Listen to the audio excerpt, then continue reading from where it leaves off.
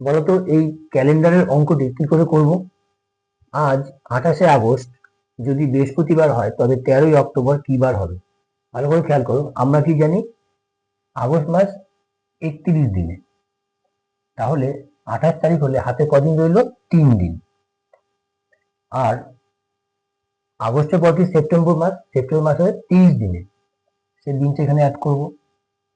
তার সঙ্গে দেখো এখানে অক্টোবরের 13 তারিখ বলেছে, সুতরাং 13 দিনই নেব।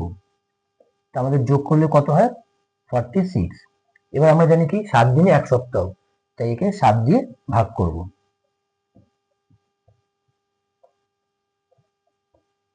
হাতে রইল 4। এই যে 4 রইল, এই 4টি দিন বৃহস্পতিবারের পর অ্যাড করতে হবে। শুক্র, শনি, রবি, সোম। তাই সঠিক উত্তর হলো সোমবার। আমি একটি করে দিলাম, এটি তোমাদের জন্য রইল, তোমরা করে কমেন্টে জানাও।